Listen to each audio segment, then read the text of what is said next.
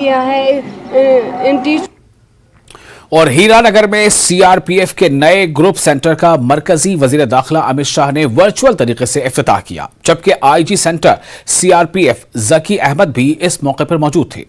जबकि डीआईजी राजीव रंजन ने कहा कि मरकजी वजीर दाखिला ने सीआरपीएफ को एक तोहफा दिया है जिसका जवानों को बहुत फायदा होगा।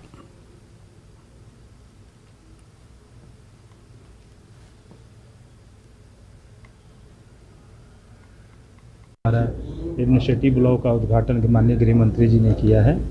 आपके समक्ष देखिए कितनी शानदार बिल्डिंग है, 170 एकड़ में करीब फैला हुआ है और सीआरपीएफ का ग्रुप सेंटर बनने से यहाँ के लोगों में पहले से बेहतर सुरक्षा की भावना रहेगी। आपको पता है सीआरपीएफ देश का सर्वश्रेष्ठ बल है। ये ग्रुप सेंटर बन जाने से सारे यहाँ के लोग रहेंगे, हमारे सीआरपी के लोग यहाँ स्टेशन रहेंगे, कभी भी मौके पर लोगों के काम आएंगे और यहाँ के शांति व्यवस्था में अपना अमूल्य योगदान देंगे। सेंटर तब बना है, ग्रुप सेंटर बनने से परिवार के लोगों के उनके स्कूल का शिक्षा वगैरह का बहुत फ़ायदा होगा।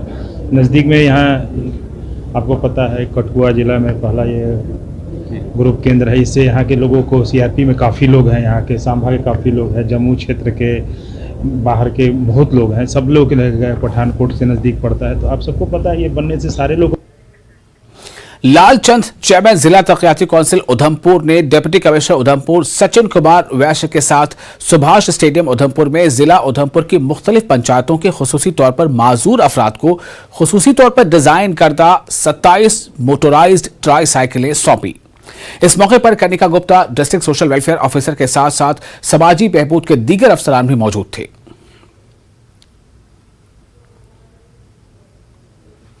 ने स्कूटी लॉन्च की है ना, बहुत मैं शुक्रिया अदा करना चाहता हूँ नरेंद्र मोदी जी का।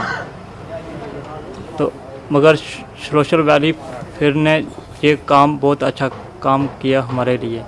परेशानी दिक्कत आने जाने की रहती थी, अब तो हमारा टाइम भी बचेगा। जो उधमपुर में हमने कार्यक्रम रखा है, इसमें टोटल इस साल हमारे पास 37 स्कूटीज़ के लिए जो है फॉर्म्स आए थे। उसमें से 10 स्कूटीज़ जो हैं 5 अगस्त को माननीय एलजी मनोज सिन्हा द्वारा डिस्ट्रीब्यूट की गई वीसी के थ्रू, और बाकी की जो रह गई थी आज हम इन बेनिफिशरीज को डिस्ट्रीब्यूट कर रहे हैं।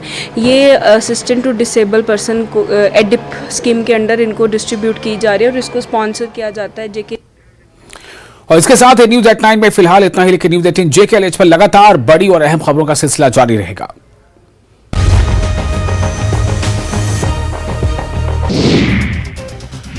राजस्थान